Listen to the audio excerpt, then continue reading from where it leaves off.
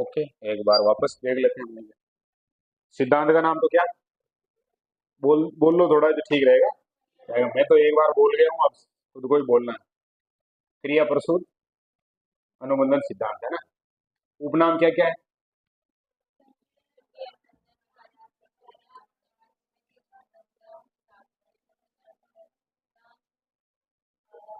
हाँ, और बात करते हैं। देखो, सब जगह अनुबंधन आएगा, लेकिन शब्द क्या है अनुबंधन के आगे? सक्रिय है। या अनुबंधन तो आया है, लेकिन शब्द क्या है? साधनात्मक है। या कौन सा टाइप है? R type. स्किनर र आ रहा, आर टाइप ऐसे याद रख लेना। फिर संभावित पुनर्बलन कैसा? संभावित पुनर्बलन। फिर आर एस भी शब्द आएगा। एस आर किसी में आता है? किस में आता है? थॉर्नडाइक में आता है। ये है जो आर एस अनुबंधन है। फिर प्रतिपादक का नाम स्किनर है। ओके, और एक शब्द आया था ये अधिगम का संचालक मॉडल, ठीक है ना, ये ध्यान रखना। और स्किनर ने वो एक साइड में जो मैंने लिख रखा है वो बात की थी स्किनर ने किसके सिद्धांत के बारे में?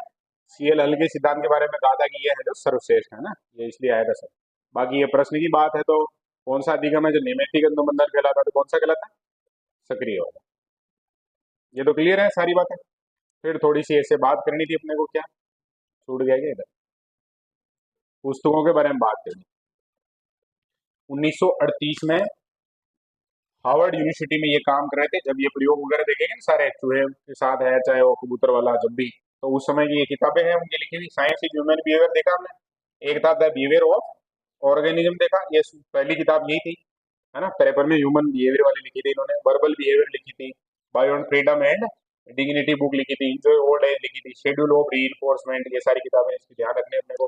दो अवार्ड भी मिले इनको, नेशनल मेडल मिला था साइंस में, और योगदान अवार्ड एपीए दिन था।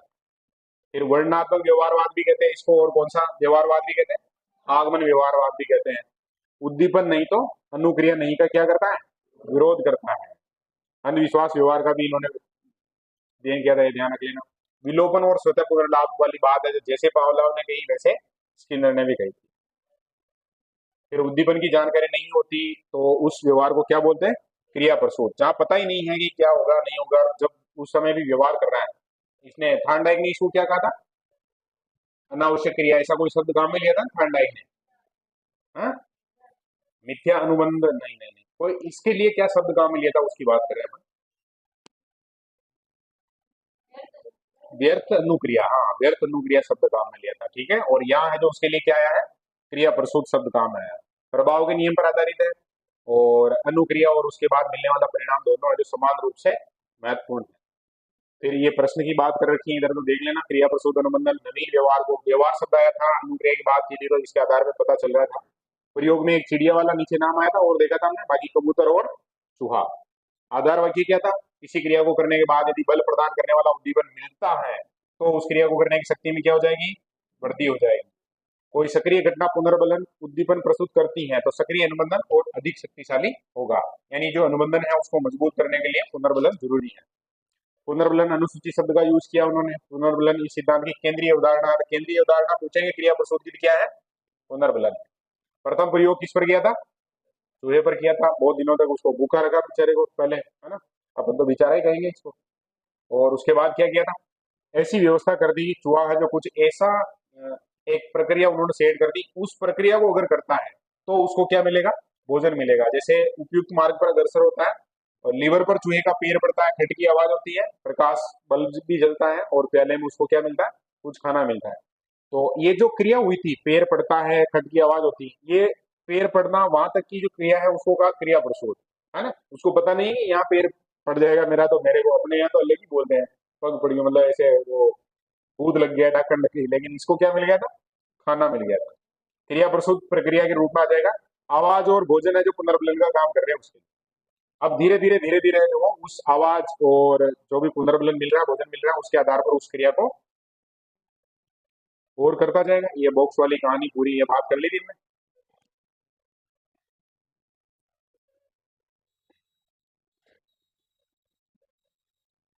चूहे द्वारा सक्रिय रहकर जैसे पुनर्बलन मिलता चला गया, वैसे वैसे है जो वो सही अनुक्रिया करता चला गया, और धीरे धीरे लास्ट में है जो सही अनुक्रिया तक पहुंचने में जो उसकी तीव्रता रही थी। ये कबूतर पेटी के बारे में थोड़ा सा ध्यान रखना अपने को। पिजन बॉक्स, है ना। क्या किया था? तो बंद कबूतर को इसमें जो भूखे कबूतर को क्या कर दिया? बंद कर दिया। और कबूतर का ऐसा सिस्टम बना दिया कि वो जो कौन सी तरफ से घूम के आए, दाहिनी ओर से घूम के आए और सही जगह पर अगर चोंच मारे तो उसको क्या मिलेगा, एक उनको मिलेगा, है ना, एक दाना मिलेगा। जबरदस्त है ना प्रयोग। केवल क्या मिलेगा, एक दाना मिलेगा। इस दाने द्वारा कबूतर को अपने सही व्यवहार की पुनरावृत्ति के लिए पुनर्बलन प्राप्त हुआ। अब उसको लगा कि यार अगर मैं ऐसा करूं तो और मिल सकता है दाना, तो फिर भूख मिट जाएगी उसकी, और धीरे धीरे धीरे धीरे जो वो सीख गया, है ना। लास्ट में 4 पॉइंट बटे थे। सबसे पहले क्या होता है, अनुक्रिया, उसके बाद पुनर्बलन, फिर है जो पुनरावृत्ति, और लास्ट में क्या हो जाएगा, सीखना, है ना। अनुक्रिया सामान्यीकरण पर बल दिया है। स्किनर के सिद्धांत में जो रिक्त प्राणी उपागम शब्द आया था, रिक्त प्राणी उपागम अब समझ में आ गया। बोलो देखिए, रिक्त प्राणी उपागम क्या है। पहले से उद्दीपक होना जरूरी नहीं है, इसी कारण इसको क्या बोल दिया था, रिक्त प्राणी उपागम। जटिल सिद्धांत की आवश्यकता नहीं है, देह चर वगैरह कोई जरूरी नहीं। व्यवहार का निर्धारण है जो किससे होता है, बाह्य कारकों से होता है, इसीलिए ये शब्द आया ना, देह चरों की आवश्यकता नहीं। क्रिया प्रसूत अनुक्रिया क्या है, टहलना, हंसना, चूहे द्वारा लीवर दबाना। शुरू में जो लीवर दबा था वो जो किस में आएगा, क्रिया प्रसूत में आएगा। व्यवहार और उसके परिणाम पर बल दिया जाता है, सापेक्ष पुनर्बलन पर बल दिया जाता है। क्लियर है, परिणाम द्वारा सीखने से संबंधित है, तो परिणाम के आधार पर सीखा गया वो क्रिया प्रसूत है ना। बॉक्स का नाम है जो स्किनर बॉक्स कर दिया था बाद में। 2 नियम पढ़े थे हमने। एक तो पढ़ा था क्या, अनुक्रिया जिसके बाद पुनर्बलित उद्दीपक दिया जाएगा तो प्राणी उसको रिपीट करेगा, बार बार करेगा। और पुनर्बलित उद्दीपक वह उद्दीपक होता है जिससे क्रिया क्रिया प्रसूत अनुक्रिया होने की संभावना क्या होती है, बढ़ जाती है। सूत्र में अनुक्रिया, पुनर्बलन, पुनरावृत्ति और अनुबंधन, इसको इधर लिखते हैं। सबसे पहले क्या होगा, अनुक्रिया, फिर दूसरे नंबर पे क्या, पुनर्बलन,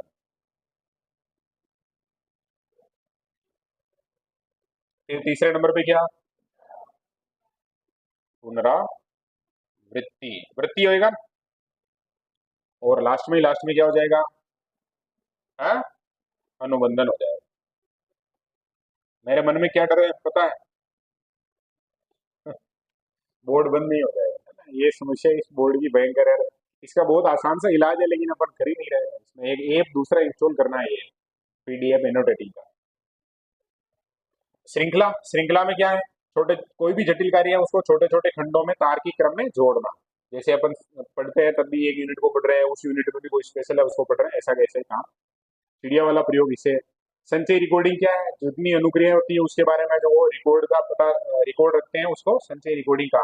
वंचन क्या है, भूखा रखना, सीधा याद रखना, भोजन से वंचित रखना। फिर ये मैगजीन प्रशिक्षण क्या है, मैगजीन में एक शब्द पक्का याद होना चाहिए।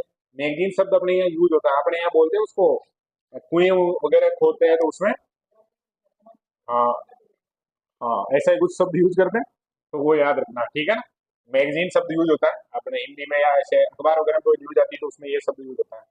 मैगजीन का मतलब पत्रिका है, लेकिन वो वाला नहीं है, ठीक है, आवाज वाली मैगजीन की बात कर रहे हैं, बंदूक टाइप ऐसे सोच लेना। हाँ वो, हाँ जिसको जानकारी है वही बताएगा, नहीं तो। कार्यक्रमित सीखना, ये सिद्धांत अभिक्रमित अनुदेशन पर आधारित है। तो कार्यक्रमित सीखने में वही है, कुल मिलाकर छोटे छोटे भाग बांट दिए, उसके बाद जो हर बार कोई क्रिया करेगा रिजल्ट मिलेंगे उसको, और थोड़ा अच्छा लगेगा। अभी ये चीज है ना, जैसे बहुत सारे विद्यार्थी है ना और रीड लेवल 1 की तैयारी कर रहे हैं, तो अपने जो विद्यार्थी उनका थोड़ा सा उत्साह ठीक स्थिति में है। या ये चीज भी देखी होगी कि अपनी क्लास में जो विद्यार्थी आईक्यू लेवल में ठीक है उनमें से कोई नहीं रुका। ज्यादातर विद्यार्थी हैं उनके कंटिन्यू 1-2% कुछ चीजें हो सकती है। बाकी ऐसे विद्यार्थी जिनको थोड़ा सा वो टेस्ट वगैरह हुए जैसे थोड़े नंबर कम आए, ऐसे विद्यार्थी हैं उन्होंने अपने आप को रोक लिया। ये चीजें दूसरे नंबर पे है, क्योंकि जिसको सकारात्मक रिजल्ट मिल रहा है तो उसको लग रहा है कि हाँ यहाँ और अच्छा कर सकते हैं अपन। बोलते नहीं कि ऐसे टेस्ट हुआ और उसमें कम नंबर आए, मोटिवेशन कम पड़ गया। तो पुनर्बलन प्रॉपर जो मिलना चाहिए था वो नहीं मिला।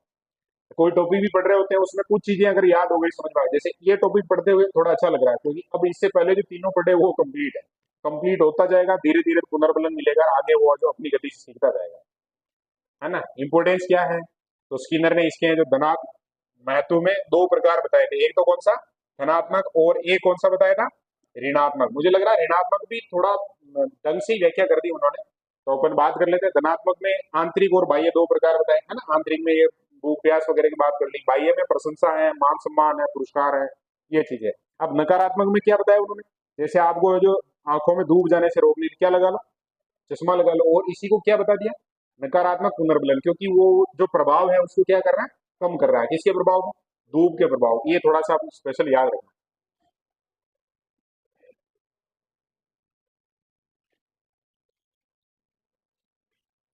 प्रथम में जैविक आवश्यकताएं रहेगी, द्वितीय में जो बाहरी आ जाएंगे, है ना। और इसी को और क्या नाम दिया, प्रीमेग नियम भी दिया था। प्रीमेग नियम में क्या आए थे, जैसे होमवर्क करने के बाद आप क्या कर सकते हैं, खेल सकते हैं, या सब्जियां खा लेते हैं अच्छे से, सलाद वगैरह, तो फिर आप क्या खा सकते हैं, मिठाई खा सकते हैं, या आप बहुत अच्छी डाइट ले रहे हैं तो आप मुझे क्या कर सकते हैं, है ना, ये गलत बात है।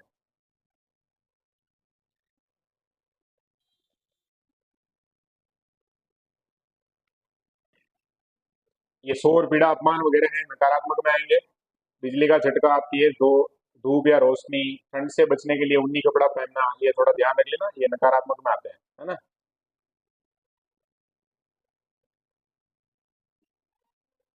क्या हुआ, ये ऋणात्मक नकारात्मक पुनर्बलन, नेगेटिव, वह पुनर्बलन जिसके हटने से अनुक्रिया की संभावना को शक्ति मिलती है, सौर पीड़ा अपमान आदि। वो पुनर्बलन जिसे अनुक्रिया, ये वो वाला है, जैसे अहम ग्रस्ता नहीं पढ़ा था हमने, कि कोई व्यक्ति है जो किसी के अहम को चोट लग जाए तो फिर वो बहुत ज्यादा काम करता है ना। घर वालों ने जैसे जो निकाल दिया, बस इतने साल हो गए हम पैसे खर्च कर रहे हैं यार, मेरा रिजल्ट क्या आ रहा है, फिर उसके अहम पर चोट लगती है, फिर वो रिजल्ट लेके आता है, लगभग ऐसी कहानी है। ये सब लिया नहीं इन्होंने काम है। वो पुनर्बलन जिसे अनुक्रिया करने के बाद परिस्थिति से हटा दिया जाता है, अनुक्रिया होने की संभावना में वृद्धि हो जाती है, अतः किसी को हटा लेना। बिजली का झटका, जैसे लगेगा हाथ हटा देंगे तो वो कनेक्टिविटी खत्म हो जाएगी उसकी। तेज धूप या रोशनी, अब वहां पर अगर चश्मा लगा लेगा तो वो रोशनी का प्रभाव कम हो जाएगा। ठंड लग रही है तो क्या कर लेगा, कपड़ा पहन लेगा, ज्यादा ऊनी बड़ा कपड़ा है, क्या ओढ़ लेगा, कामड़ ओढ़ लेगा, गुदड़ी ओढ़ लेगा, तो फिर उसको ठंड कम लगने लग जाएगी। हीटर का प्रयोग करेगा, या फिर धूप से बचने के लिए चश्मे की बात करनी है। अलार्म की आवाज से बचने के लिए जो क्या कर दे, पहले जल्दी उठना, या परीक्षा का परिणाम आने के बाद रोने के बजाय वो जो ज्यादा पढ़े रोज 2-2 घंटे, ये लगभग सारे के सारे किसमें आएंगे, नकारात्मक पुनर्बलन, ठीक है ना। मतलब कि जैसे अपने को ये डर है मन में कि परीक्षा का रिजल्ट आएगा नेगेटिव हो जाएगा, तो उसके चक्कर में अपन जो ज्यादा पढ़ रहे हैं तो अनुक्रिया ज्यादा हो रही है, ऐसे समझ लो। वो पुनर्बलन तो किससे मिल रहा है, अपने को रिजल्ट से मिल रहा है, अपने दिमाग में जो थोड़ा नेगेटिव साइड आ रही है वो। आज धूप तेज एवं असुखद है, आप धूप धूप चश्मा लगा लेते हैं तो आपकी असुविधा को कम कर देता है, ये उदाहरण हो सकता है किसका, नकारात्मक पुनर्बलन का, ठीक है, ताकि आपकी आंखें जो प्रॉपर काम करेगी, ऐसे समझ लो। अब आगे यहाँ से शायद आगे पढ़ना था अपने को, वो तो रिवीजन टाइप ही हुआ, लेकिन थोड़ा ठीक है, क्लियरिटी आई और ज्यादा बढ़िया। दंड क्या है, दंड नकारात्मक पुनर्बलन नहीं है, दंड से अनुक्रिया की संभावना घटती है जबकि नकारात्मक पुनर्बलन से बढ़ती है। दंड में अनुक्रिया को समाप्त किया जाता है, जैसे लेट आने पर जुर्माना लगाना। यह जो नकारात्मक पुनर्बलन में आएगा क्या, नहीं आएगा। जुर्माने के डर से गाड़ी धीरे चलाना, डांटना, शर्मिंदा करना, ये सब है जो किसमें आएंगे, दंड में आएंगे, सजा में, ठीक है। जब किसी अनुक्रिया के होने से धनात्मक चीज परिस्थिति से हट जाती है तो उसे अपना दंड कहते हैं, ऐसे याद रखिए।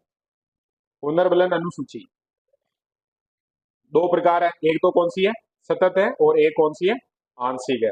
अब ये इसमें जो थोड़ा सा ध्यान रखना, यहाँ से कोई प्रश्न बन सकता है। देखो, सतत का मतलब जिसमें जो प्रत्येक अनुक्रिया पर मिल रहा है तो वो तो क्या हो जाएगा, सतत। जैसे हम अधिगम के वो पढ़ रहे थे विशेषताएं, उसमें हमने क्या पढ़ा था, अधिगम क्या होता है, सतत होता है, लाइफ टाइम चलता रहता है। ऐसे कैसे यहाँ पर अगर प्रत्येक अनुक्रिया पर पुनर्बलन मिल रहा है तो वो क्या हो गया, सतत हो गया। अब आंशिक या सविराम यानी विराम सहित, तो उसमें चार प्रकार है, चारों प्रकार है जो अपने स्क्रीन पे नजर आ रहे हैं। देखो, पहला है निश्चित अनुपात, दूसरा है परिवृत्तीय, तीसरा है निश्चित अंतराल पुनर्बलन, और लास्ट है क्या, परिवृत्तीय अनुपात अनुसूची है ये, ठीक है, और परिवृत्तीय अंतराल पुनर्बलन। एक बार तो नाम ही बोलो पहले। पहला क्या है, निश्चित अनुपात, प्रत्येक निश्चित संख्या में अनुक्रिया पर पुनर्बलन, जैसे प्रत्येक 5 व 7 अनुक्रिया पर, जैसे वो क्रिया करने लगा, 5 अनुक्रिया हुई, उसके बाद उसको पुनर्बलन मिल गया, 7 हुई, उसके बाद वापस मिल गया, वापस 5 हुई, वापस वापस 7 हुई, वापस, तो वो क्या हो गया, निश्चित अनुपात पुनर्बलन। दूसरा है परिवृत्तीय अनुपात सूची, अनुक्रिया की संख्या है जो निश्चित नहीं होती है, कभी 8वीं पर, कभी 2 के बाद, कभी 5वीं पर, कभी 15वीं पर, ऐसे, तो परिवृत्तीय, ठीक है, वेरिएबल, मतलब वो जो बदलती रहती है, ठीक है। फिर निश्चित अंतराल, अब ये निश्चित अनुपात था, अब क्या है, अंतराल। अंतराल का मतलब क्या होता है, समय के बाद भी हो सकता है, प्रत्येक दूसरी के बाद, ऐसे। तो यहाँ पर समय का बताया है, निश्चित 50 सेकंड या 30 सेकंड के बाद जो पुनर्बलन देना, उसको क्या कहते हैं, निश्चित अंतराल पुनर्बलन। या प्रत्येक दूसरी क्रिया के बाद, ऐसा भी हो सकता है, वो निश्चित अंतराल में आ जाएगा। फिर प्रवृत्ति अंतराल का मतलब क्या हुआ? निश्चित ना होकर अनियमित अंतराल होना, तो उसको क्या कहेंगे? परिवृत्तीय अंतराल। ठीक है, वेरिएबल शब्द आ जाएगा उसके लिए। तो दो प्रकार है, कौन कौन से? एक तो सतत, जो हर अनुक्रिया के बाद होगा, और एक कौन सा है? आंशिक। आंशिक के कितने प्रकार है? चार है। पहला कौन सा था? निश्चित अनुपात। दूसरा क्या था? परिवृत्तीय अनुपात। फिर तीसरा कौन सा था? निश्चित अंतराल।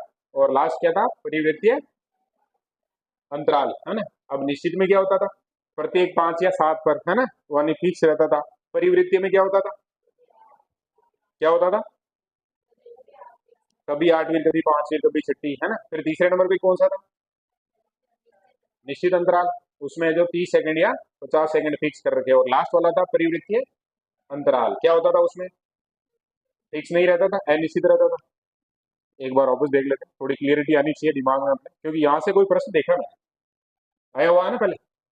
निश्चित अनुपात में क्या होगा? प्रत्येक निश्चित संख्या में अनुक्रिया पर पुनर्बलन प्रत्येक 5 या 7 पर। परिवृत्तीय अनुपात में क्या होगा? संख्या जो निश्चित नहीं रहेगी, कभी 8वीं पर, कभी दूसरी पर। ठीक है। फिर निश्चित अंतराल में क्या होगा? या तो 50 सेकंड फिक्स, या फिर 30 सेकंड के बाद। परिवृत्तीय अंतराल में क्या होगा? निश्चित नहीं होगा, अनियमित अंतराल पर मिलेगा, तो उसको परिवृत्तीय अंतराल कहेंगे। कबूतर को एक निश्चित संख्या में सही प्रतिक्रिया करने पर प्रशिक्षक द्वारा पुरस्कार देना किस प्रकार का पुनर्बलन है? तो किस प्रकार का है बोलो? निश्चित अनुपात पुनर्बलन। निश्चित संख्या में सही प्रतिक्रिया देने पर, क्योंकि निश्चित संख्या हो गई, या तो 5 या 7 या 10 जो भी है, और उसको पुरस्कार मिल रहा है, तो वो क्या हो गया? अनुपात। 5 बार सही अनुक्रिया कर दी, इनाम मिलेगा वापस। 5 बार सही या 7 बार सही। सतत पुनर्बलन की अपेक्षा आंशिक पुनर्बलन में क्रिया प्रसूत अनुक्रियाएं जो ज्यादा होती है। अभी ये सट्टा बेटिंग वगैरह ये सिस्टम भी इसके आधार पर चलता है। ये वाला, ये जो लाइन लिखी हुई है ना, सतत पुनर्बलन की अपेक्षा आंशिक पुनर्बलन में क्रिया प्रसूत अनुक्रियाएं जो ज्यादा होती है। ये परिवृत्ति अनुपात पुनर्बलन में अनुक्रिया पर सबसे ज्यादा, परिवृत्ति अनुपात पुनर्बलन में अनुक्रिया जो सबसे ज्यादा बार। निश्चित अनुपात अनुसूची में उच्च अनुक्रिया, हाई लेवल की अनुक्रिया चाहिए, तो परिवृत्ति अंतराल अनुसूची में साधारण, निश्चित अंतराल अनुसूची में सबसे कम। निश्चित है और अंतराल है, तब वो जो सबसे कम हो जाएगा, क्योंकि वहां सेकंड वाली बात हो जाएगी। समवर्ती प्रबलन अनुसूची विभिन्न विकल्पों में गतिविधियों में चुनाव करना जो क्या होता है? समवर्ती होता है। 2 3 जो भी काम बताए। तो अभी जो 7 नंबर का पॉइंट पढ़ रहे थे, क्या था वो? पुनर्बलन अनुसूची कितने प्रकार की? 2 प्रकार की। एक सतत हो गया, एक आंशिक। आंशिक में फिर प्रकार हो गए कितने? 4। उसमें परिवृत्तीय शब्द कितनी बार यूज हुआ? 2 बार यूज हुआ। एक परिवृत्तीय अनुपात और एक परिवृत्तीय अंतराल। और एक बार क्या यूज हुआ? निश्चित अनुपात। और एक परिवृत्तीय अनुपात। तो परिवृत्ति कितने बार आ गया? 2 बार ही है। ओके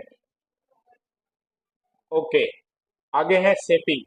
अब ये शेपिंग शब्द किससे संबंधित है? ऐसे ही पूछ ले तो स्किनर से संबंधित है ना, स्किनर क्रिया प्रसूत से संबंधित है। ढलना, रूपायतन सिद्धांत, स्किनर। वांछित अनुक्रिया को पुनर्बलित करना शेपिंग कहलाता है। वांछित अनुक्रिया को पुनर्बलित करना कहलाता है शेपिंग। और कोई कोई 4 शब्द दे देंगे परीक्षा में। एकदम सिंपल बढ़िया प्रश्न बन रहा है। प्रश्न क्या बन रहा है बोलो? वांछित अनुक्रिया को पुनर्बलित करना कहलाता है, क्या कहलाता है? शेपिंग। थोड़ा थोड़ा कर बहुत कुछ सीखा जा सकता है, अच्छी बात है नहीं। इसमें प्राणी को हर छोटे से कदम के लिए पुरस्कार दिया जाता है, जो अंतिम लक्ष्य की ओर ले जाने वाला होता है। अपेक्षित व्यवहार से मिलते जुलते व्यवहार को भी प्रारंभ के पुरस्कार दिया जाता है। इसे क्रमिक सात्रिकल कहा जाता है। धीरे धीरे अपेक्षित व्यवहार के लिए ही पुरस्कार दिया जाता है। 2 तत्व हैं, विभेदी पुनर्बलन और क्रमिक उपागम। विभेदी में क्या होगा? कुछ अनुक्रिया को पुनर्बलित करना, और फिर दूसरा है क्रमिक उपागम, उसी अनुक्रिया को पुनर्बलित जिसे वह सीखना चाहता है। तो विभेदी का मतलब कुछ है उनमें इनाम मिल रहा है, पुनर्बलन मिल रहा है, कुछ में नहीं मिल रहा है। क्रमिक में जिसको सिखाना उसी में पुनर्बलन मिल रहा है। तो ये हो गया शेपिंग। क्या है? एक एक लाइन में अगर बोलना हो तो, वांछित अनुक्रिया को, वांछित अनुक्रिया को पुनर्बलित करना क्या कहलाता है? शेपिंग कहलाता है। ये हो जाएगा क्या? अब है शाब्दिक व्यवहार। स्किनर ने इसके भी 4 भाग बताए हैं। ये चारों भाग सामने हैं। पहला है मांड। क्या? मांड राजस्थानी अपन वो गायन वगैरह में इसमें राग के रूप में पढ़ते हैं। मांड गायन शैली अपने जैसलमेर साइड ही है ना। फिर है टेक्ट। अब मांड के बारे में है क्या, जो देख लेते हैं। मांग की पूर्ति होने पर शब्द को पुनर्बलन मिलता है। दूसरा है टेक्ट, किसी वस्तु का नाम बताने की प्रक्रिया। चूहे को देखकर चूहा बोलना, उसको क्या बोलते हैं? टेक्ट्स बोलते हैं। फिर प्रतिध्वनिक व्यवहार, इकोइक बिहेवियर, पुनर्बलन तब जब दूसरे द्वारा बोले गए शब्द को हूबहू दोहराना, उसको क्या बोलेंगे, प्रतिध्वनिक व्यवहार। और ऑटोक्लिटिक व्यवहार, वह व्यवहार जो अन्य शाब्दिक व्यवहार पर आधारित होता है, इसका कार्य अनुक्रिया से बतलाना, संबंधों की अभिव्यक्ति तथा व्याकरणीय ढांचा तैयार करना है। कैसा ढांचा तैयार करना, व्याकरणीय ढांचा तैयार करना। तो एक बार तो पहले इसके नाम बोलने ही भारी लग रहा मुझे। पहला तो कौन सा था, बांड, है ना। हाँ, मुझे लग रहा है बांड कैसे आएगा, बांड के लिए तो क्या आएगा, बोलो।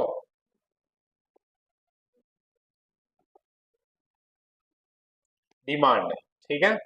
मांग की पूर्ति होने पर शब्द को पुनर्बलन मिलता है, उसको क्या बोलेंगे अपन, डिमांड।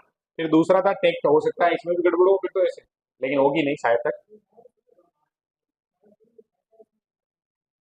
अपने याद डिमांड रखना, क्योंकि डिमांड का हिंदी अर्थ क्या होता है, मांग होता है, ठीक है। मैंने क्या लिखा है, हाँ तो अपने डिमांड ही याद रखना, बात खत्म। लेकिन अभी क्या है, दिमाग के दो रूप होते हैं, देखो मैं जो, मेरा दिमाग यहाँ जो है उसकी बात करना चाह रहा है, अपनी तरफ से कोई भी अनुक्रिया नहीं कर रहा हो, है ना, प्रतिक्रिया भी नहीं कर रहा है। तो उस हिसाब से अपन स्पीड से पढ़ लेते हैं, फिर रिवीजन में बहुत सारी बातें आएंगी और निकल के। दूसरा हो गया टेक्ट, पहला हो गया डिमांड, दूसरा हो गया टेक्ट, तीसरा हो गया प्रतिध्वनिक व्यवहार, और लास्ट वाला हो गया ऑटोक्लिटिक व्यवहार। कुल मिलाकर दो व्यवहार है, एक प्रतिध्वनिक और एक ऑटोक्लिटिक, ठीक है ना। है क्या कहानी, तो बहुत ज्यादा नहीं है। प्रतिध्वनिक में पुनर्बलन तब जब दूसरे द्वारा बोले गए शब्द को क्या करना, हूबहू दोहराना हो। और ऑटोक्लिटिक में क्या है, अन्य शाब्दिक व्यवहार पर आधारित, इसका कार्य है अनुक्रिया से बदलाना, संबंधों की व्युक्ति और व्याकरणिक ढांचा तैयार करना, मतलब उसमें जो ऑटोमेटिक व्यक्ति काम करता रहता है, इसीलिए ऑटोक्लिटिक नाम रख दिया। स्किनर के सिद्धांत में भी पावलोव के समान विलोपन पुनर्लाभ पहले पढ़ चुके हैं अपन। विलोपन का मतलब क्या होता है, पुनर्बलन हटने पर कबूतर है जो लिवर दबाने की अनुक्रिया का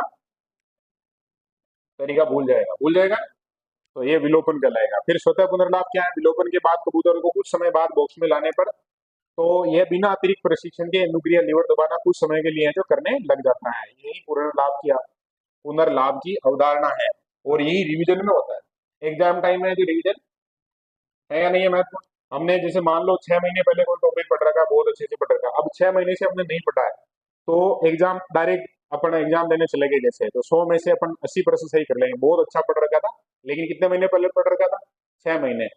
अब ऐसे मान लो अपने पास जो 15 दिन है, और 15 दिन पहले वो जो 6 महीने पढ़ रखा था उसके नोट्स दे दिए, जो भी हमने बना रखे थे, वही इनको अच्छे से पढ़ लो और फिर एग्जाम देना है, तो विद्यार्थी ज्यादा नंबर ले आएगा और जल्दी पढ़ लेगा। उसको जो 2 महीने 3 महीने में पढ़ा था उसको 15 दिन में कंप्लीट कर लेगा, क्योंकि उसमें जो वहां क्या मिलने वाला उसको, स्वतः पुनर्लाभ, जल्दी जल्दी चीजें याद है, और हाँ ऐसे पढ़ा था, ऐसे कोई ट्रिक बनाई थी, ये किया था, वो किया था। और फिर अगर एग्जाम देगा तो 80 के बजाय कितने परसेंट आएगा, 85, ठीक है, बहुत ज्यादा नंबर नहीं आते हैं। अब वो गेप रहता है जो 80 85 का ही रहता है। मेरिट जाती है तो उसमें अपन देखते हैं ना कि जैसे मान लो 65% मेरिट गई, तो 64 63 62 62 60 इन पे तो फुल फौज भरी हुई रहती है। कौन सी प्रक्रिया क्रिया प्रसूत अनुबंधन से संबंधित नहीं है, तो कौन सी नहीं है, सामाजिक अनुकरण नहीं है। तो विलोपन का नाम आया, शेपिंग का नाम आया, उसको हिंदी में रूपण कहेंगे, और स्वतः पुनर्लाभ का नाम भी आया, आया ना नाम, इस आधार पे करना सेड इसको। एक अंतर्नोद शब्द भी है, स्किनर ने सीखने में अंतर्नोद की भूमिका को स्वीकार किया है, ठीक है, ड्राइव को। बाकी ड्राइव के बारे में जो पंचई है ज्यादा, वो किसने किया ज्यादा, सीएल हल ने। टोकन इकोनॉमी शब्द भी ध्यान रखेंगे, क्या है, व्यवहार परिवर्तन में पुरस्कार के आदान प्रदान का प्रयोग किया जाता है, उसको क्या बोलते हैं, टोकन इकोनॉमी बोलते हैं। सक्रिय अनुबंधन प्रक्रिया के 8 वर्ग भी बताए हैं, तो देख लो, देखिए 8 वर्ग कौन कौन से हैं।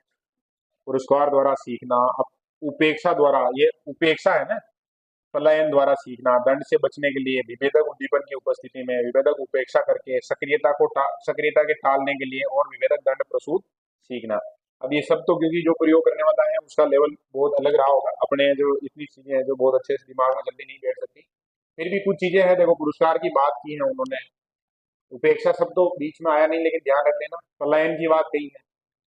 जैसे पलायन का मतलब वैसे तो नॉर्मली तो भागना होता है, दंड से बचने की बात कही है, विभेदक उद्दीपक की उपस्थिति की बात की है, उपेक्षा, विभेदक की उपेक्षा की बात की है, सक्रियता को के टालने के लिए सीखना, और विभेदक दंड प्रसूत सीखना। तो ये सारे के सारे क्या है, सक्रिय अनुबंधन प्रक्रिया के वर्ग है। अब शिक्षा में क्या यूज है उसकी बात कर लेते हैं। थार्नडाइक की क्या यूज थी बताओ, देगा एक एक बताना क्या है। थार्नडाइक के बारे में जब पढ़ा था हमने तो क्या उपयोग पढ़ा था, मंद बुद्धि बालकों के लिए अच्छा है। पावलाव में क्या पढ़ा था, मानसिक रोगियों के लिए अच्छा है। सीएलएल के लिए क्या पढ़ा था, व्यक्तिगत शिक्षा के लिए अच्छा है ना, स्वगति से सीखना। ओके, अब हम जिसकी बात कर रहे हैं वो क्या कर रहे हैं, बालक के शब्द भंडार को बढ़ाने में सहायक है। पहले पहले नंबर पे तो कौन सा भंडार बढ़ा दिया, शब्द भंडार, ठीक है। और बीएफ स्किनर के अनुसार बच्चे में भाषा विकास होता है अनुकरण एवं प्रबलन के स्वरूप। देखो सिद्धांत है तो आ जाएगा, ऑटोमेटिक आ जाएगा। आत्मविश्वास को बढ़ाने व चिंताओं को दूर करने में सहायक, आत्मविश्वास बढ़ सकता है, टेंशन खत्म हो सकती है। सरल से कठिन बल देता है। निदानात्मक उपचारात्मक शिक्षण में क्या है, सहायक है। अभिक्रमिक अनुदेशन नाम आया, हाँ तो उसके लिए भी ये है। एक ही वाले में इसका नाम आता। व्यवहार परिमार्जन या व्यवहार चिकित्सा में उपयोगी है। सिद्धांत सकारात्मक पुनर्बलन पर बल देता है। व्यवहार परिमार्जन कैसे, कि अच्छा व्यवहार करता है तो उसको पुनर्बलन दिया जाए तो वो उस व्यवहार को बढ़ा देगा, और खराब व्यवहार किया जाए तो उसको जो थोड़ा अवरोध उत्पन्न किया जाए तो फिर वो खराब व्यवहार छोड़ देगा। यह सिद्धांत सकारात्मक पुनर्बलन पर बल देता है। कौन से पुनर्बलन की बात करता है, सकारात्मक। दंड है जो नहीं देना चाहता कुल मिलाकर ऐसे। परिणामों की जानकारी प्रदान करने में सहायक है। रेडियो कैमरा टीवी चलाना इसी सिद्धांत के आधार पर होता है। शिक्षण मशीन कंप्यूटर सह अनुदेशन व व्यावसायिक नहीं व्यवहारिक मन के उपचार में जो उपयोगी है। शिक्षण मशीन की शुरुआत भी स्किनर से मानी जाती है। क्रिया प्रसूत अधिगम का उपयोग कंप्यूटर आधारित प्रशिक्षण अधिगम फीडबैक नहीं बायो फीडबैक हो सकता था। तकनीक परिष्कृत उपकरणों द्वारा शरीर के व्यवहारों को नियंत्रित करने का प्रशिक्षण, बायो फीडबैक ही आएगा ऐसा। शरीर का तापमान, रक्तचाप, सर दर्द, कमर दर्द, नशा अवसाद, यौन रोगों, दुश्चिंता आदि हैं उनके इलाज में इसका उपयोग किया जा सकता है। क्रिया प्रसूत अधिगम का है ना, कंप्यूटर आधारित प्रशिक्षण में इसका सिद्धांत का इस सिद्धांत का प्रयोग है सामाजिक समस्याएं जैसे अपराध नियंत्रण है, ऊर्जा संरक्षण का उपयोग स्वास्थ्य विषय और सुरक्षा उपाय में किया जा सकता है। क्योंकि मशीन की बात करें तो मशीनों का जो और जगह उपयोग हो सकता है। तो आलोचना भी है। अब आलोचना सबकी की है हमने, मशीन किसने मान लिया था इंसान को, व्यवहारवादियों ने मान लिया, सारे ही सारे ही है ना।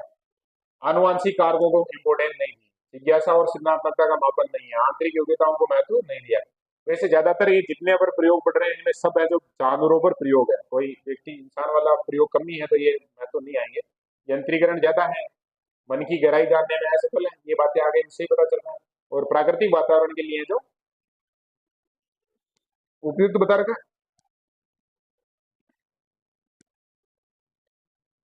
स्किनर और पावलाव में क्या अंतर है, बेसिक 8 अंतर समझा रखे हैं।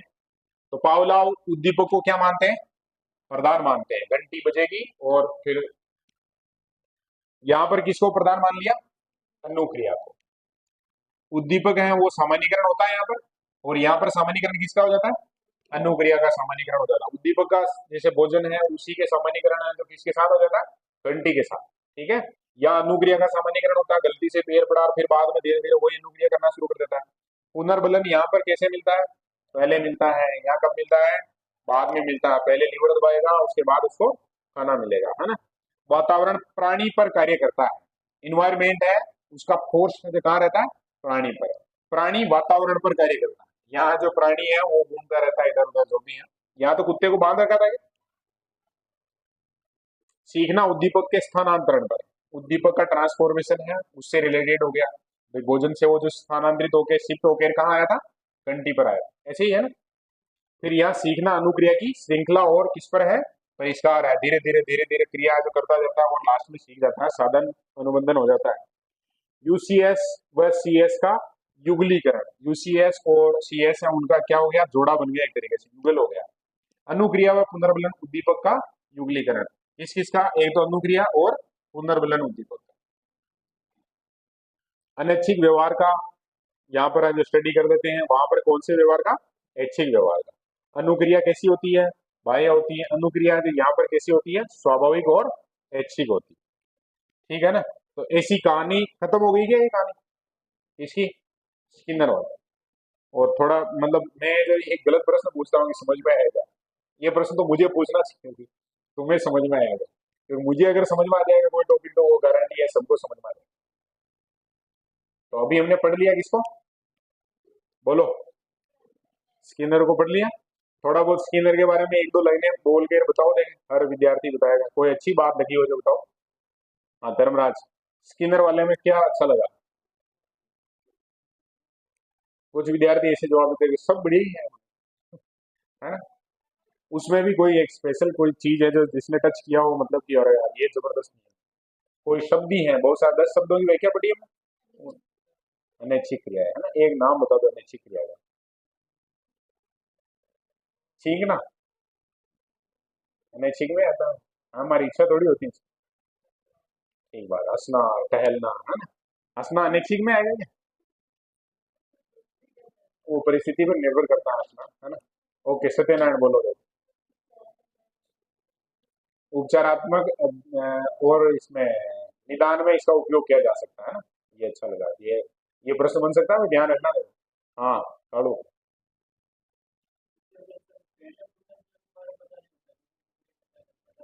बिना पुनर्बलन के कार्य करना, ये भी कितनी जबरदस्त बात है ना। अभी अपन पढ़ रहे हैं, अब वो नौकरी लगेंगे नहीं लगेंगे उसका पता नहीं है, तो इससे मिलती जुलती बात है। कुछ को तो पता है कि क्या होगा। कोई विद्यार्थी जैसे 8 10 12 घंटे रोज पढ़ता है तो उसको एक दिन 2 दिन 5 दिन 15 दिन में पता चल जाता है कि रिजल्ट क्या है। और कोई आदमी है ऐसे कांजर आदमी है, किताब तो है पड़ी हुई है पास में, मोबाइल में चल रही है रीलें हैं, और ब्याह में दोस्त का फोन आ गया, 2 दिन तक डीजे पे नाच, थम ही नहीं रहा है, मतलब ठोकबा खींच खींच के रोक रहे हैं तब भी। उसको भी पता रहता है कि रिजल्ट परीक्षा क्या आएगा, लेकिन वो फिर भी चल रहा है काम। हाँ और बोलो।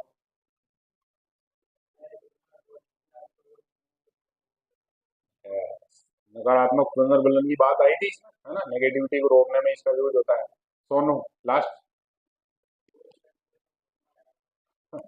हाँ कौन से पुनर्बलन में आता है?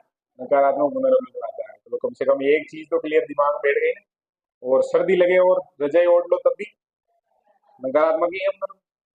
और करंट का झटका लगे हाथ को, अब फिर उसको टच ही नहीं करो, दूर हो जाओ उससे, तब भी नकारात्मक ही है, अनुक्रिया घटती है, ऐसे आया था। चलो अब आगे अपन पढ़ेंगे जिसके बारे में उसको लग रहा होगा कि हमें तो पूछो। कोई है क्या जो खुद ही बताना चाहता है कि एक पॉइंट में बताना चाहता हूँ, वो अगर तो बोलो। क्या आया था? आंसर बोल जाओ ना। कार्यात्मक। अच्छा एक्टिविटी बेस्ड है ये कुल मिलाकर, है ना, क्रिया ही है यहाँ तो, अनुक्रिया है तो कार्यात्मक में काम है। कंप्यूटर वाला बात कर ली हमने, मशीन अभिक्रमित अनुदेशन सीआई सब में यही आदमी है। चलो समीपता अनुबंधन का सिद्धांत, गुठरी का है क्या ये? समीपता अनुबंधन का सिद्धांत नाम क्या है? अरे बोलो नाम है। हाँ अंग्रेजी में बोलो, देखे क्या बोलते हैं इसको।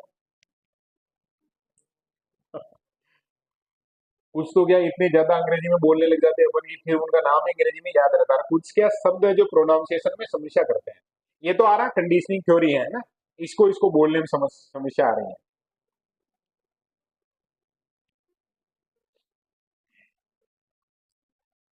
अरे बोल जाओ, कुछ भी बोल जाओ, जो प्रोनाउंस करोगे उसी को फिर इसका प्रोनाउंस बना देंगे अपन। हाँ?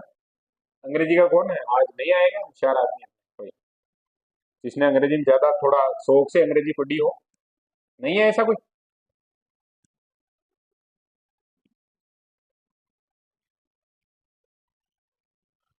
कॉन्टिग्यूटी, है ना, क्या पढ़ेंगे? कॉन्टिग्यूटी। एडविन गुथरी, है ना, ऐसे ड्यूटी से ही याद रख लेना। गुथरी, एडविन गुथरी ने 52 में अपनी किताब लिखी थी, साइकोलॉजी ऑफ लर्निंग। इस सिद्धांत में उत्तेजना तथा अनुक्रिया के मध्य संबंध स्थापित करने पर बल दिया जाता है। किस किस पर? उत्तेजना तथा अनुक्रिया। देखो नाम है क्या? समीपता अनुबंधन, समीपता की कहानी है जो किनमें है? उत्तेजना और अनुक्रिया में। प्रयोग किस पर किया था? खरगोश, बिल्ली और पीटर नामक बालक पर। अब जाके थोड़ा उपयोग है जो सही, वो प्रयोग सही तरीके से सही साइड में जा रहा है। इन्होंने अपने सिद्धांत में निम्न नियमों का प्रतिपादन किया है। तो पहला है नवीनता का नियम। कौन सा नियम है? नवीनता। गुथरी ने हार्टन के साथ बिल्ली के प्रयोग द्वारा नवीन के नियम पर बल दिया, प्राणी किसी परिस्थिति में कौन सी अनुक्रिया से अंतिम अनुक्रिया को पुनः दोहराता है यदि समान परिस्थिति मिलती है। तो जो वो पहले कर रहा था वो अनुक्रिया लगभग समान परिस्थिति में वापस, तो कौन सा हो गया? नवीनता। फिर दूसरा हो गया समीपता का नियम, कंटिन्यूटी। गुथरी के अनुसार सीखना जो उद्दीपन व अनुक्रिया के मध्य पुनर्बलन के आधार पर नहीं अपितु समीपता के आधार पर होता है। जितने वो जो जुड़ेंगे उतना ही संभावना रहेगी अनुक्रिया की। एकल प्रयास का नियम, सीखना एक ही प्रयास का परिणाम होता है, इसीलिए इसे एकल प्रयास सिद्धांत भी कहा जाता है। इसको ऐसे समझो, जैसे थार्डाइक में हमने पढ़ा था व्यर्थ अनुक्रिया, है ना। तो वो व्यर्थ अनुक्रिया है, उसको ये कोई रोल नहीं देता। वो तो कह रहा है कि भाई जितनी हम त्रुटियां कर रहे हैं वो भी कहीं ना कहीं हमारा किसका भाग है, सीखने का भाग है, मतलब हमारे अधिगम प्रोसेस है, लर्निंग प्रोसेस है, उसका हिस्सा है। ये मानता है कि एक जिसमें आपने सही काम किया था उसके अलावा बाकी सब बेकार है। इसीलिए नाम क्या हो गया, law of single trial learning, एकल सीखना, एकल प्रयास सिद्धांत। उतरी के अनुसार सीखना अनुक्रिया को उत्तेजकों की तरफ प्रतिस्थापित करने की प्रक्रिया है। तो हमने जो इसमें कितने पढ़े, तीन। कितने नियम पढ़े बोलो, तीन। बोलो नाम बोलो। एकल प्रयास का, समीपता का और नवीनता का। तो इसकी कोई ट्रिक बना देंगे? हम्म,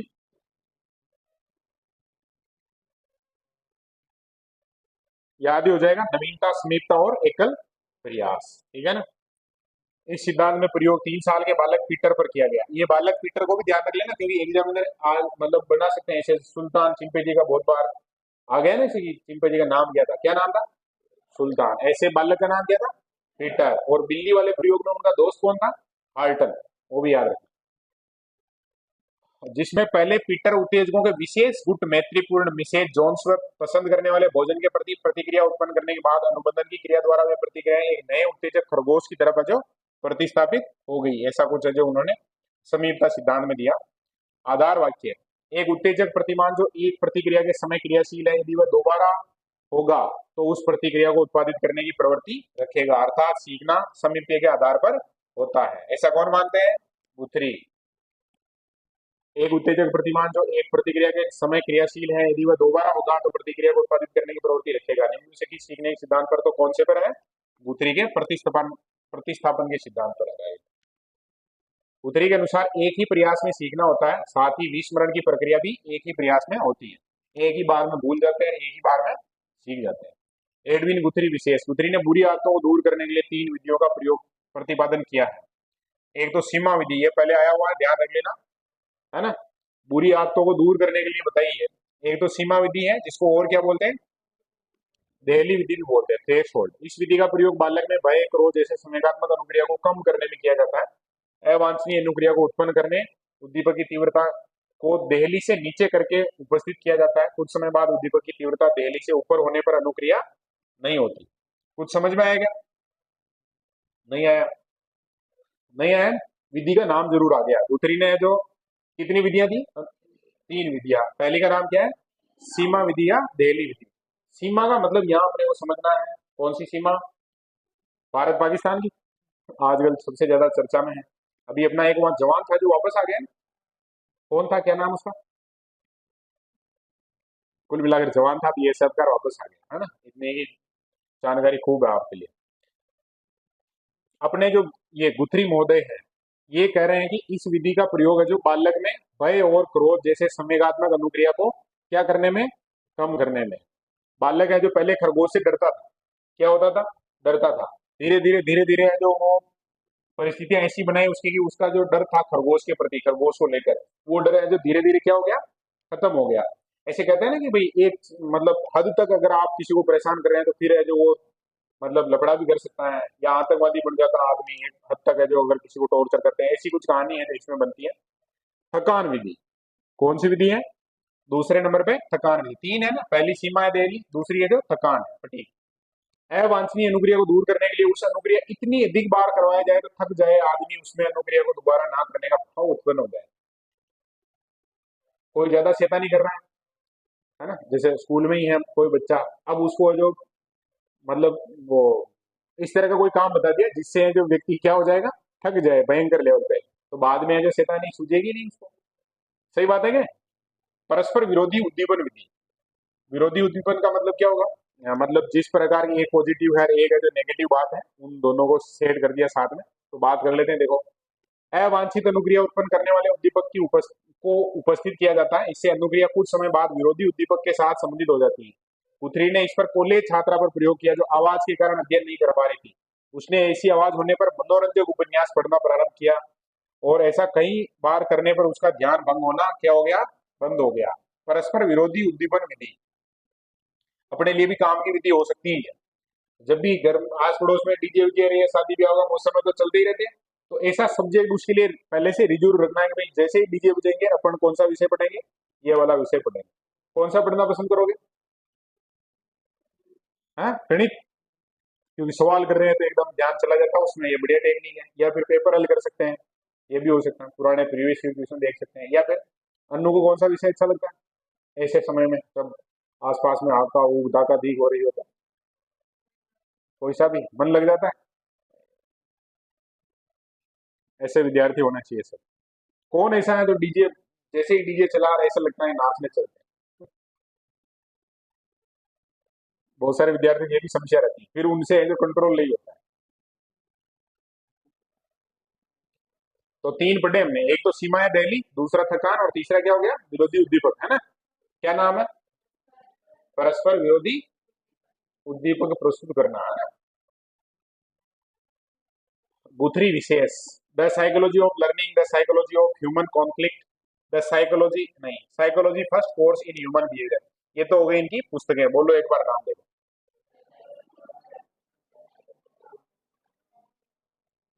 the psychology of learning, the psychology of human conflict, और psychology first course in human behaviour. Guthrie ने अभिप्रेरणा के महत्व को स्वीकार नहीं किया, वह पुरस्कार व दंड की भी उपेक्षा की है। अच्छे से याद रखना। सीएल हल और स्किनर में, पावलोव में, इनमें जो थोड़ी थोड़ी समानता है, ये थोड़ा सा अलग है उनसे, ठीक है ना? अभिप्रेरणा को राजमार्ग मानता है, स्किनर को मानता है ना, लेकिन इसने जो उसके महत्व को स्वीकार नहीं किया है। पुरस्कार और दंड को भी है जो ज्यादा महत्वपूर्ण नहीं माना, उसकी उपेक्षा कर दी। प्रयोग है जो हार्टन के साथ तो बिल्लियां, है ना? याद रखना। ऐसे पूछ ले थांडाई के अलावा और बिल्ली पर वो प्रयोग किसने किया? पुत्री और हार्टन। विलोपन तथा विस्मरण का कारण सहचर्यात्मक अवरोध को माना, नए साचर्य संबंध पुराने व मौलिक साचर्य संबंध को खत्म कर देता है। नई नई चीजें सीखते हैं, पुरानी को भूल जाते हैं, ऐसा कुछ माना इन्होंने। मनोविज्ञान का उद्देश्य पूर्व कथन व नियंत्रण को बताया है। मनोविज्ञान का मकसद क्या है? या तो पूर्व कथन है या फिर क्या है? नियंत्रण है। ऐसा कौन मानते हैं? पुत्री। व्यवहारवाद और संज्ञानवाद, आ गया अंतर, आ गया। तो व्यवहारवाद में और संज्ञानवाद में क्या अंतर है इसकी बात करते हैं।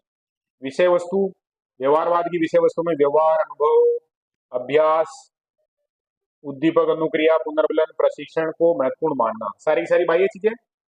और संज्ञानवाद में मानसिक क्रिया, संवेदना, प्रत्यक्षीकरण, सूझ, समस्या समाधान, सूचना संगठन, आत्मानुभूति को महत्वपूर्ण मानता है। सारी की सारी आंतरिक चीजें हैं, उनको संज्ञानवाद महत्वपूर्ण मानता है। व्यवहारवाद में अधिगम है जो उद्दीपक अनुक्रिया के संबंध से यंत्रवत होता है ना, मतलब कि मशीनी टाइप बनाया और क्रमिक रूप से होता है। जबकि संज्ञानवादी मानते हैं कि अधिगम सूचना संगठन से आकस्मिक व अवबोध से होता है। प्रत्यक्षीकरण होगा, ऐसा कुछ होगा, फिर अचानक से जो नॉलेज गेन कर लेगा। अनुबंधन व पुनर्बलन को व्यवहारवादी है जो अधिगम का कारण मानते हैं। किसको? एक तो अनुबंधन को और एक इसको पुनर्बलन को, ठीक है। संज्ञानवादी किसको मानते हैं? अधिगम समस्या समाधान की प्रक्रिया है। अधिगम है जो किसकी प्रक्रिया है? समस्या समाधान की प्रक्रिया है। व्यवहारवादी है जो पशु प्रयोग पर बल देते हैं। संज्ञानवादी किस पर प्रयोग पर बल देते हैं? मानव प्रयोग पर बल। ये भी बीच में आ गई सारणी की थोड़ी ठीक बात हो गई। तो एक हम व्यवहारवादी पढ़ रहे थे, वो खत्म हो गया। हाँ, चलो बढ़िया बात है। अधिगम का संज्ञानवादी उपागम, आगे अपनी कहानी रहेगी। संज्ञानवादी अधिगम सिद्धांत, है ना? मेरा तो इधर ध्यान है नहीं क्या, ये भी पॉइंट लिखा हुआ है। कोग्निटिव के बारे में पढ़ेंगे। तो इस क्लास को यही सेव करके छोड़ देते हैं ताकि विद्यार्थियों के लिए ठीक रहेगा, है ना? लगभग कितने मिनट की हो गई है? 44-45 मिनट की हो गई है, तो ठीक है ना। आगे इससे जो भी होगा तो कल पढ़ लेंगे, थोड़ा देख लो देंगे। संज्ञानात्मक सिद्धांत में इस बात की विवेचना की जाती है कि व्यक्तियों में स्वयं के प्रति व अपने वातावरण के प्रति विवेक किस प्रकार विकसित होता है। कुल मिलाकर संज्ञान की बात आ गई है, तो सारी की सारी बातें यहाँ कौन सी आ जाएगी? बोलो। मस्तिष्क से रिलेटेड आ जाएगी, यानी आंतरिक आ जाएगी। वहाँ वातावरण बहुत जरूरी था, वातावरण है जो मुख्य भूमिका में था, यहाँ आंतरिक बातें मुख्य भूमिका में आ जाएगी। संज्ञानात्मक सीखना है वो मुख्य रूप से कितने रूप में होता है? तीन। पहला है अव्यक्त सीखना, दूसरा है सूझ द्वारा, और तीसरा है प्रेक्षणात्मक या अनुकरण सीखना। ये भी अपने को पता होना चाहिए। संज्ञानात्मक सीखने में शामिल नहीं है, ऐसा प्रश्न पूछ सकता है। तो तीन है अव्यक्त सीखना, कौन सा है? अव्यक्त लेटेंट लर्निंग, दूसरा है सूझ द्वारा लर्निंग बाय इनसाइट, और तीसरा है प्रेक्षणात्मक या अनुकरण, इमिटेशन हो गया या फिर ऑब्जर्वेशनल, है ना। इनके अलावा जो नाम आएगा वो फिर उस प्रश्न का उत्तर हो जाएगा। प्रश्न क्या बनेगा? संज्ञानात्मक सीखना मुख्य रूप से नहीं होता है, तो अव्यक्त सीखना होता है, ऐसे कैसे सूझ द्वारा सीखना होता है, प्रेक्षणात्मक या अनुकरण द्वारा सीखना होता है। प्रमुख संज्ञानात्मक योग्यता क्या क्या है, तो इनके बारे में बातचीत करते हैं। पहला लिखा हुआ है प्रमुख संज्ञानात्मक योग्यता में समरूपता। क्या लिखा हुआ है? समरूपता। समरूपता का तात्पर्य यह है कि वस्तुओं के रूप या आकार में परिवर्तन हो जाने पर भी वे अपने मूल स्वरूप को बनाए रखती हैं, ऐसा कुछ मानना है संज्ञानवादियों का, ठीक है। उससे है जो लोग बाग। फिर है क्रमागत क्षमता, सिक्वेंशियल एबिलिटी। क्रमागत क्षमता का तात्पर्य किसी आंतरिक नियम के अधीन वस्तुओं को एक क्रम में रखने की क्षमता से है। 7 वर्ष का बालक इस क्षमता को प्राप्त कर लेता है। पियाजे ने इसे ट्रांजिविटी कहा है। क्या कहा है? ट्रांजिविटी। इसका मतलब क्या है? ये क्रमागत क्षमता है, इसको समझ लेते हैं अपन। समरूपता है, उसमें ऐसे देख सकते हैं जैसे एक टेबल है, एक बेंच है, या इससे मिलती जुलती कोई चीज है, तो उनमें जो कोई समानता ढूंढना मूल रूप में वही है, इससे जुड़ा हुआ है। क्रमागत में ऐसे होगा 7 साल के बालक का, जब उन्होंने कहा ना इस आधार पे अपन ऐसे कर सकते हैं बात, जैसे 5 है जो उसको कोई हमने छोटी बड़ी वस्तुएं दे दी, फिर उसको कहा कि भाई छोटी वस्तु नहीं, सबसे बड़ी वस्तु पहले नंबर पे, फिर दूसरे नंबर पे, उससे छोटी तीसरे पे, उससे छोटी चौथे पे, और उससे छोटी 5वें नंबर पे रखनी है, तो ऐसा वो कर लेगा। इसको क्या कहा है? सीक्वेंशियल एबिलिटी कहा है। फिर विकेंद्रण है। विकेंद्रण शब्द के बारे में बात करते हैं। जब बालक विभिन्न वस्तुओं या पदार्थों के विभिन्न अवयवों आयामों को एक साथ समझ सके, उनमें एकीकरण या तारतम्यता स्थापित कर सके, एकीकरण या तारतम्यता स्थापित कर सके, इस अवस्था को क्या कहेंगे? विकेंद्रीकरण की अवस्था कहेंगे। अब हमने जो विकेंद्रीकरण पढ़ा अब तक में वो यही है कि शक्ति का विकेंद्रीकरण है। जैसे पंचायती राज है तो ये क्या था? शक्ति का विकेंद्रीकरण था एक तरीके से, है ना। अब यहाँ पर क्या है? वस्तुओं या पदार्थों के विभिन्न अवयवों एवं आयामों को एक साथ समझ सके। आयामों का मतलब क्या हो गया? जैसे ये बॉडी है, अब इसमें बहुत सारी चीजें अलग अलग हैं, उनको समझना। एकीकरण या तारतम्यता आपस में कि इससे ये काम होगा, इससे ये काम होगा, सारी चीजें। चौथे नंबर का देखो आपूर्तिकरण। इस अवस्था में बालक ये समझ सके कि किसी एक दिशा या आयाम में अधिकता के द्वारा आपूर्ति की जा सकती है। कंपनसेशन मतलब कोई कमी है उसको जो इससे पूरा किया जा सकता है, इस रूप में याद रख लेना। वैसे आपूर्ति का मतलब तो अपन क्या समझते हैं? बोलो। अरे कहीं जीमना है जैसे, और जीमने में जो पूड़ियां वूड़ियां नटने की संभावना आ गई, तो आटा लगते दुकान से, वो आपूर्तिकरण है एक तरीके से। उधर फिर उधर पंगत में खत्म हो रही है तो उधर से सप्लाई, ऐसे कुछ याद रखना और क्या करें। इसमें तो यही बातें लिखी हुई है। आगे देखो, अविनाशिता। बालक यह समझ सकते हैं कि किसी वस्तु या पदार्थ के बाह्य रूप, रंग, आकार आदि में परिवर्तन होने पर भी उसकी मुख्य विशेषताओं में परिवर्तन नहीं होता। जैसे बर्फ का विभिन्न अवयवों में रूपांतरण, उसको क्या बोलते हैं? अविनाशिता, इमोर्टेलिटी। बालक जो समझ जाएगा कि पानी है उसी को बर्फ बनाया जा सकता है, और उसी को क्या बनाया जा सकता है? भाप बनाया जा सकता है। बनाया जा सकता है क्या? और कौन सी चीज है बर्फ के अलावा और जिसमें बालक है जो ये अविनाशिता पढ़ेगा? आत्मा अजर अमर है, ऐसे पढ़ते हैं ना अपन। और कोई एक बताओ जैसे ऐसा उदाहरण, कि उसके अलग अलग फॉर्मेट होते हैं लेकिन वो जो चीज वही होती है, मतलब होती ही है वो, ऐसा कुछ है क्या?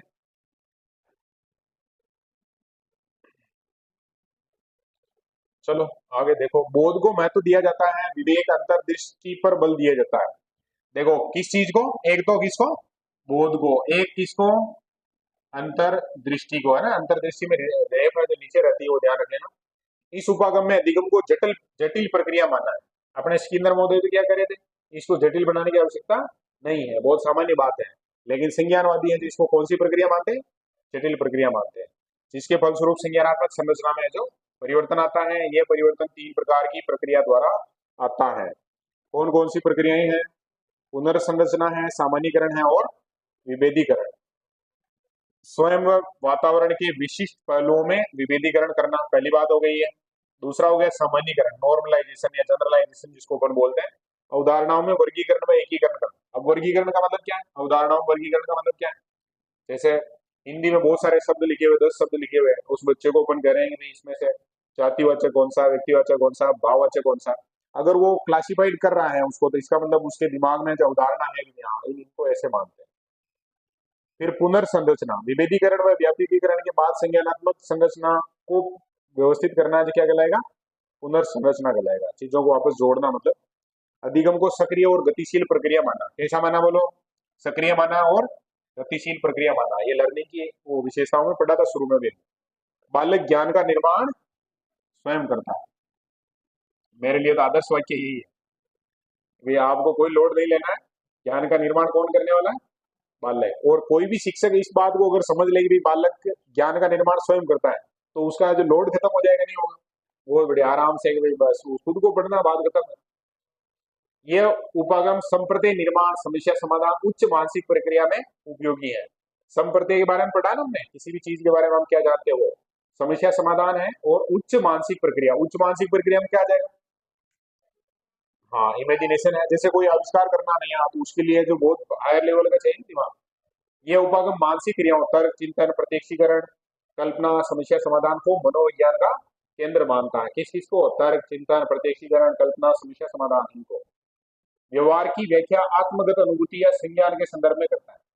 अब है जो व्यवहारवादी है, व्यवहार को मानते हैं किस रूप में, वातावरण, वातावरण के साथ हमारी जो अनुक्रियाएं हो रही है उसके संदर्भ में। और ये है जो अनुक्रिया बाहर वाली को नहीं मानता है, किसको मानता है, आत्मगत अनुभूति को मानता है, संज्ञान के संदर्भ में।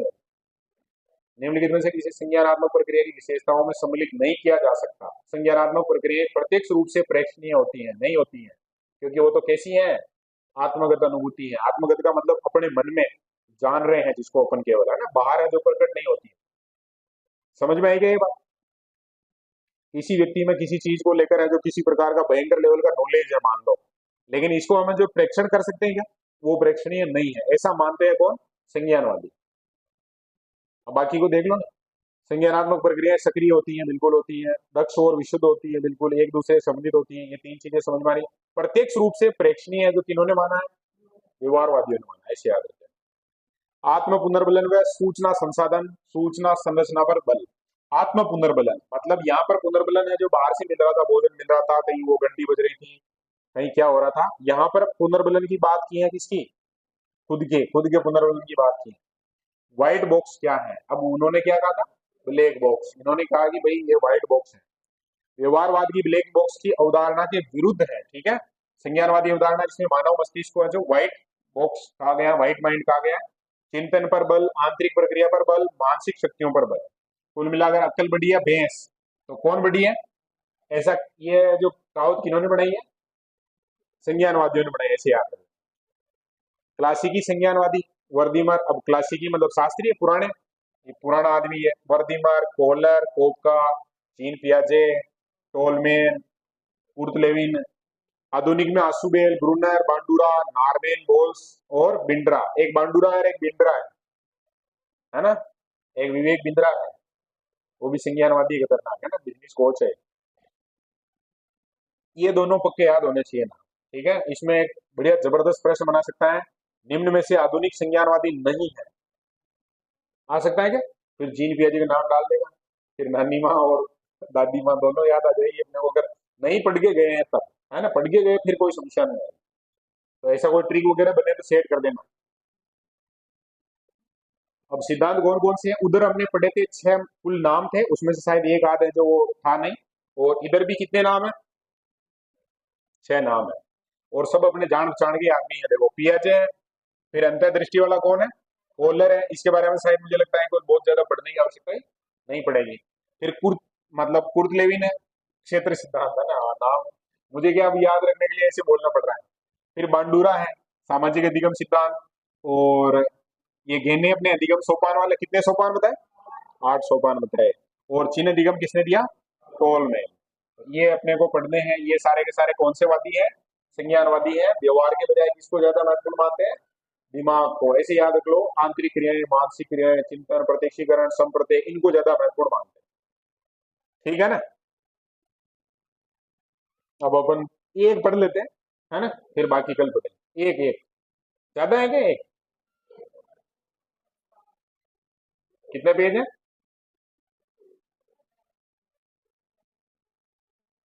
तो कोई बात नहीं, अपने क्या वो प्रस्तावना हो गई है, कल पढ़ लेंगे, पहले से कल पढ़ लेंगे, ठीक है। ओके।